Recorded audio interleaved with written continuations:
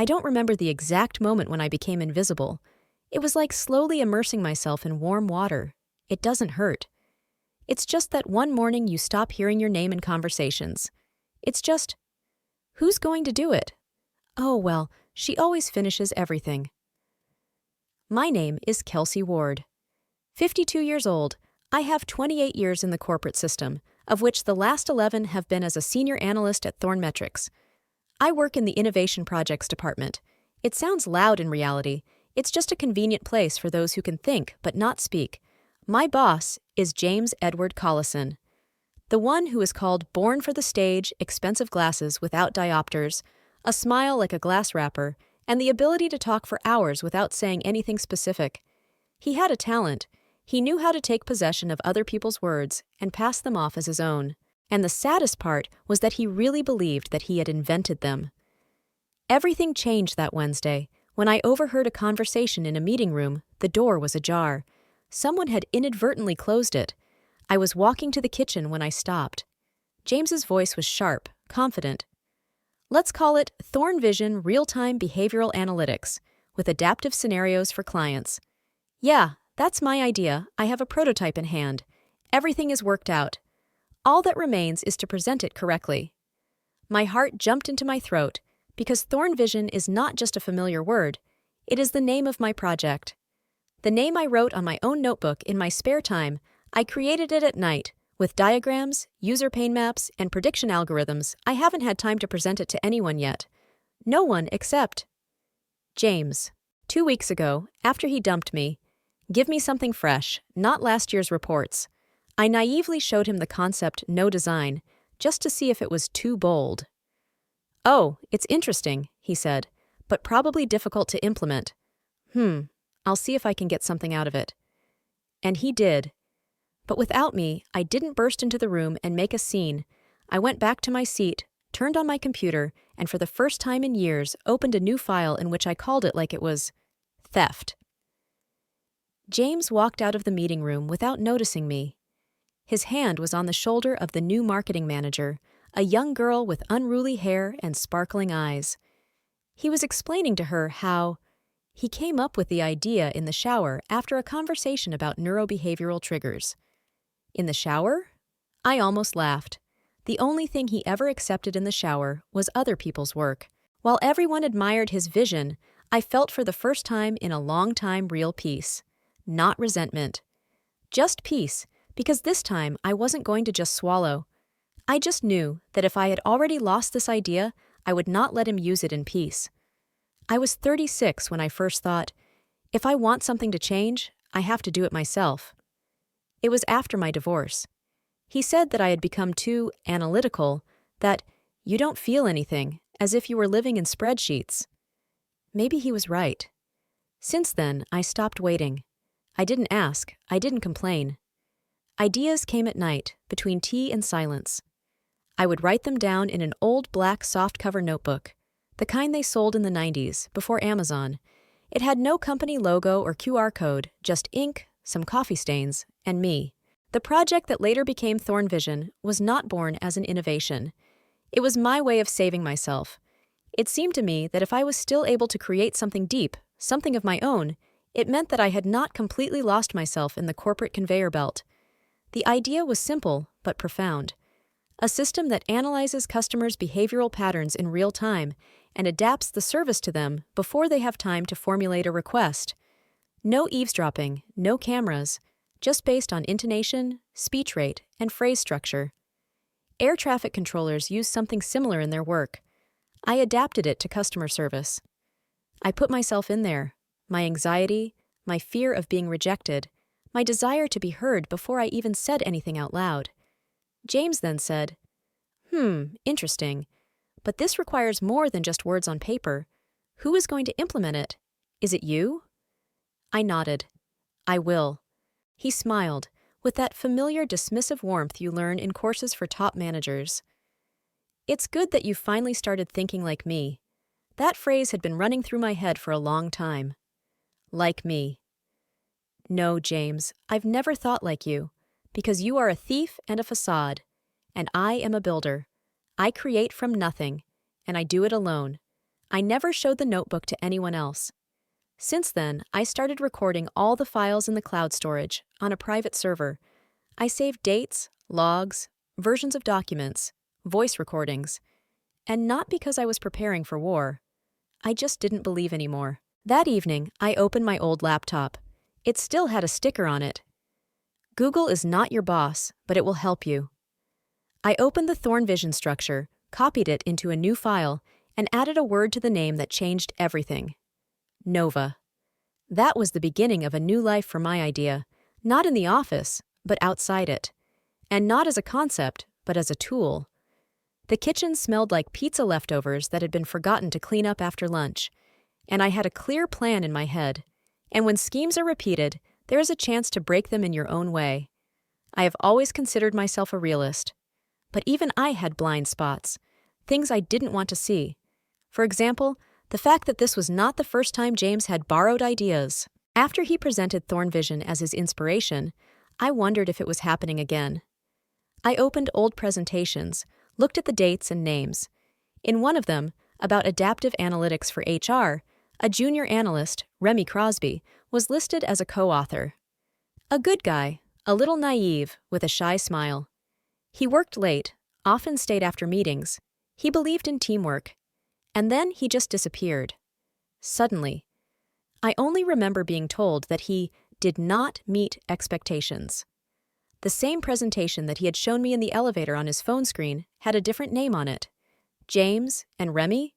His LinkedIn profile was empty, as if it had been cleaned out. It was wiped clean. It didn't surprise me at the time. I wasn't ready to question the established at the time. But now, everything looked different. I remembered what James had said to us after that meeting.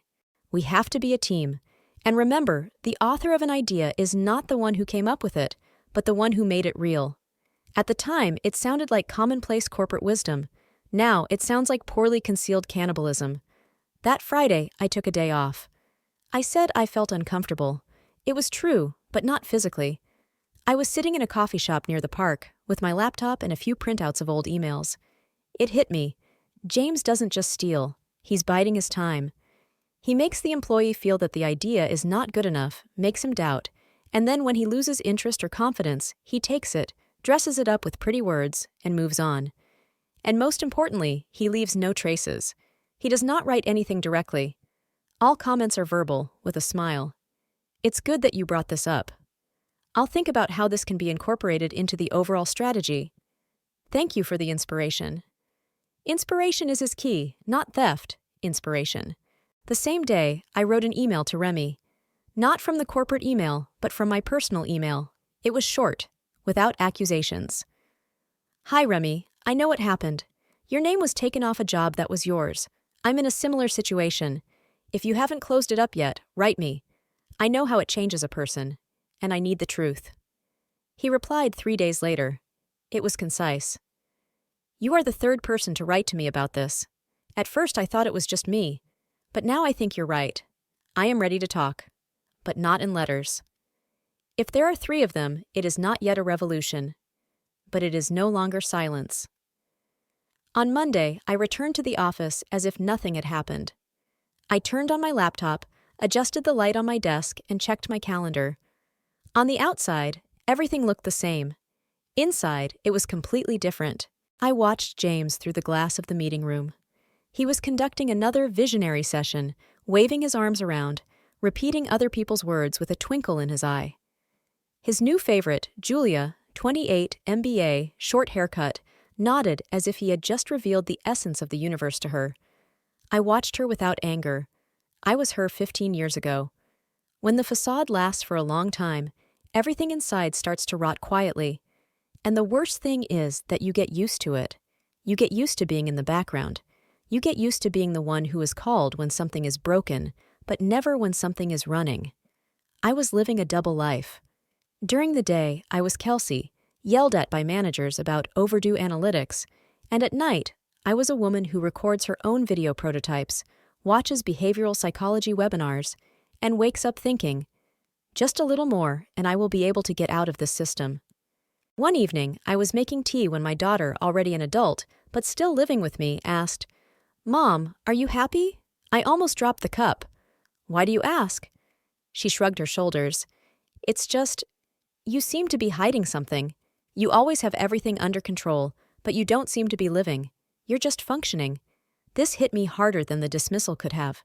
Because I did function, for a long time, without complaint, without doubt. I built my life so as not to fall into the abyss of emotions. But now I realize that functioning is not living. The next day, James gathered the team. A big presentation, fancy slides, the ThorneVision logo on the big screen. He talked about revolutionizing the customer experience. I was sitting in the second row with a frozen smile. He didn't even look in my direction. After the speech, he came up to me and said, "See what happened with that idea of yours? I told you you should have just trusted me." I nodded, swallowing my answer. "You really have a talent for seeing potential." He smiled. "That's why I'm here, Kelsey." And I thought, that's why you won't see the floor fall in under you. That same week, I received a letter. "Thank you for your contribution to the ThorneVision project. You will be recognized in the company's annual newsletter." Gratitude. My work is in the section between the corporate party and the photos from the team run. I printed out the letter. I hung it near my monitor so I wouldn't forget why I do what I do. If I have already received a letter of appreciation, it means it's time to start working for myself. There is a moment when anger becomes very quiet. It stops lashing out. It doesn't tear you apart. It doesn't whisper, "Hit me." It just sits inside you like a shadow and makes you move with the precision of a surgeon. I was standing on the edge. I had no right to make a mistake. I could have left. I could have written an angry letter to HR, posted everything on LinkedIn, burned the bridge. But I knew that such stories would burn in the first comment. It's just a corporate event. Grow up. I needed more than revenge. I needed a transformation. I turned to a lawyer. An old friend recommended him to me, saying that he was the kind of person who reads between the lines. He was in his 70s, and he consulted in a coffee shop with broken tables and perfect croissants. "So you're saying that your idea was taken without permission?" he asked, chewing sugar. "They took it, implemented it, launched it under their own name, received an award, and I received a thank you note in an email." He nodded calmly. "Uh-huh, it's standard. I have versions of the files, the electronic date of creation, audio notes, even a recording of a conversation with James." He raised an eyebrow. "A recording?" "An automatic application. I'm not evil. I'm an analyst. We talked for an hour. We came to the conclusion that it is almost impossible to prove authorship legally, but it is absolutely possible to create an alternative project with a secure interface with a new name submitted before them. If you make it to their public release, you'll have one shot at it. Either you win beautifully or you lose everything," he said. "I'm used to one-shot deals," I replied. I declared a little war on myself, but not with James. It was with my own fear that I couldn't do it. All evenings were spent creating a separate prototype. I used part of the idea, but rethought the structure, added elements of ethical analytics, removed the commercial layer, all through a separate account, a different name. I called it NovaDelta because it was my internal transition, my change of direction. And I was not alone. Remy agreed to help me remotely as a technical consultant.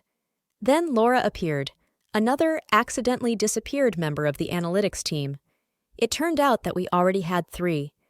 And then 2 more. I did everything I did not as a vigilante, but as a surgeon. Precise steps, minimal emotions. For the first time in many years, I felt not like a part of the system, but like an architect of my own project. I didn't break the system. I just made a detour and got out before they did. Launching NovaDelta was like quietly opening a back door. No ribbons, fireworks, or PR companies. Just a Google form with a concise description, an internal demo on GitHub, and a letter to a limited number of familiar consultants. While ThorneMetrics was preparing for a big public announcement, we were already testing our version with real data. And you know what? It worked. Not perfectly, but it worked. NovaDelta recognized the user's mood, anticipated their questions, and offered adaptive communication even before the customer clicked "Help." Once I was sitting in a coffee shop, watching the bot assistant in a test session answer a user's question faster than he finished typing the phrase, and I laughed, loudly. People turned around, but I didn't care because I knew it worked. I was working. Of course, there were technical problems.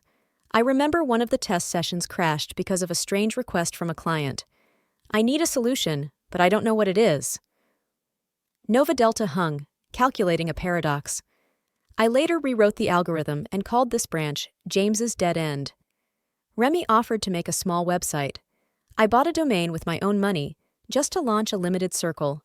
We chose a neutral positioning, a tool for adaptation in communication based on language interpretation. It was corporate jargon that hid the real idea, because we didn't know if we could withstand the blow. And the blow was closer than I thought. James organized a pre-presentation preview for the internal tops, with a buffet, champagne, and organic berry catering. On the screen was written ThorneVision, the future of adaptive analytics. I did not receive an invitation, but Julia, the new star of the office, accidentally sent me a draft of the presentation with her notes. I'm not really sure how the second block works, especially the behavioral branches. James says that it will just work. I read it twice, because it was mine. And James didn't understand. He really didn't understand the system. He could sell it, but he couldn't build it. And a system that does not understand logic will collapse as soon as someone asks it. Why is it this way? I decided to take the first open step. A small but noticeable one. I sent our demo version to the incubator of Horizon Bench, a small but influential startup platform, under a pseudonym, just as a test, without any reference to a real name or company. 3 days later, I received a response. NovaDelta has potential. We are interested in a pilot. Can we talk to the developer this week? I read this several times, and I realized I am no longer just a woman who has been devalued. I am a competitor. I was no longer hiding, and now he had no time to prepare. Success is not when everything works. It's when you know that you can survive a moment when everything goes wrong and not break down. And so far, everything was going wrong. For James. After his presentation, which he delivered with a smile and slides, rumors spread that the head of the technical department asked a direct question. What database is used to adapt speech patterns? And James stopped talking for 3 seconds. But those 3 seconds were his first real pause in many years. Because he didn't know, because he was not creating, he was copying. It was a signal. I decided to go deeper. NovaDelta could no longer be an underground development of two. It needed a team, and I knew where to find it, among those who had already been thrown out, people who had gone the same way. Disappointment, devaluation, silence. I contacted Leah, a former risk manager. She was transferred after she objected to the reduction of the analytical unit. She declined to comment on LinkedIn, but responded to my email in 5 minutes. You have no idea how long I've been waiting for someone to say, I see you. Then there was Ewan, a technical introvert who was kicked out for lack of leadership skills. In fact, he just didn't laugh at James's jokes at the team building. We didn't meet in conference rooms, but in online chats, late-night video calls, and documents with Latin titles. Everything had to be quiet, but purposefully. One evening was special. Ewan turned on the microphone. I thought I was already broken, and now I'm back to programming because I want to, not because I'm afraid. Thank you, Kelsey. I was more impressed with that than any praise I've received from any manager in years. We weren't just building a product. We were building an ethic, the middle, a different reality. At the same time, things were starting to falter at ThorneMetrics. The ThorneVision prototype didn't pass basic tests because it was half empty. James kept shifting the blame to techies, young people, and an unstable market. But we knew the problem was not the market. The problem was that it had taken the form without the content.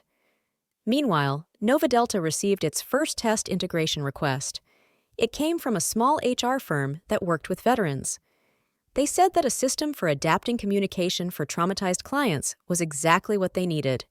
We conducted a test, and for the first time, NovaDelta helped a real person not just get a service, but not feel humiliated. After the meeting, I just sat in front of the monitor. There were no emotions. There was only silence. Clean, calm, like after a storm. When a system faces its own mirror, It either adapts or breaks down. The main hall of the conference center was packed. The ThorneVision presentation was to be the highlight of the year. Everything from the branded water to the QR codes on each chair shouted, "We are the future." I watched it online. Not out of curiosity. It was out of control. I wanted to see the moment, the one when the facade cracks, and it came. James took the stage in a perfect suit, with a slightly deeper smile than usual. He spoke about light in the communication darkness, about response before the request, about the new customer language. The words were loud, but they were empty, because when he turned on the demo, it didn't work. The first request hung. The second one read the client's tone as aggressive, even though he was just saying, "I'm a little tired, but I'd like to learn more." The algorithm responded, "We see that you are not ready to communicate. Try again later." The room fell into a tense silence. One of the partners leaned over to the other. James's face showed a familiar tension. He didn't understand what had happened. He didn't understand how it worked. At the same moment, across town, a small ethical technology blog published an article. NovaDelta's new adaptive communication system, a humble interface that outperforms market giants. No connection to Thorne metrics, no mention of Kelsey, but with a fact, NovaDelta delivers results. I didn't clap my hands. I just closed my laptop and smiled. The next day, the inquiries began. Journalists, small investors, technical consultants, all asked the same thing. How come the system from a big company doesn't work, but the anonymous project does? James did his best to hang on. He blamed the technical department, suppliers, and unexpected workload. But the PR team was already whispering, "We can't keep this narrative going. Everyone already knows." I received a letter from one of the company's managers. "I always knew that you were behind NovaDelta. If you ever want to talk, I'm listening." It was not a recognition, but it was a sign. The system is not blind. It is just silent for a long time. I didn't feel sorry for him, but I did not enjoy his fall, because this story was not about him.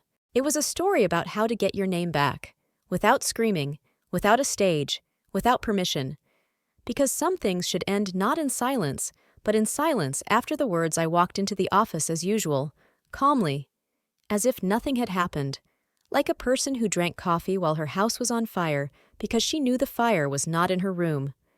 James was in his office. The door was open, as always, a demonstrative openness. Inside was chaos. The phone was ringing, constantly ringing, short phrases. "We're looking for the culprit, don't panic." "This is not the time for public statements. Just tell me the system is still in beta." I knocked. Quiet. He turned around like he didn't recognize me. "Kelsey? You in there?" "Yeah. I didn't mean to bother you. It's just... there's something I need to say." He sighed. "If it's about the presentation, we'll fix it. It's just an unfortunate coincidence. In fact, the idea is still strong. It just hasn't been finalized yet." "It's not your idea, James." His face changes. A slight spasm of the jaw, like someone who doesn't realize how they've lost control. "What do you mean?" "I mean you stole. Not legally, of course. But in essence, yes. You took a work that wasn't yours, said you were the author, and made a fake out of it." "Listen. Don't interrupt, because this is the last time we're going to talk." I put a sheet of paper in front of him. There was a printed review from Horizon Bench. NovaDelta is a breakthrough in language adaptation, a technology that finally speaks to the user, not for them. His hand trembled. "Is that you?" I nodded. "But not just me. It's everyone you devalued. They haven't forgotten. And now we're the first to leave." He was silent. For the first time, completely. I stood up. "I didn't come to quit. I'm not here anymore. I just wanted you to hear it from me. Not from an article, not from analysts, but from the one who sat in the shadows while you shone with other people's words." I left, slowly. No one stopped me. No one said, "Thank you." But the silence in the hallway was deeper than any applause. Later that day, I learned that James had been transferred to an external consulting unit. No scandal, no loud statements. He just disappeared. Like all those whom the system does not want to recognize as dead, it just throws them into silence. I didn't want him to fall. I wanted him to see that I was no longer holding the door for him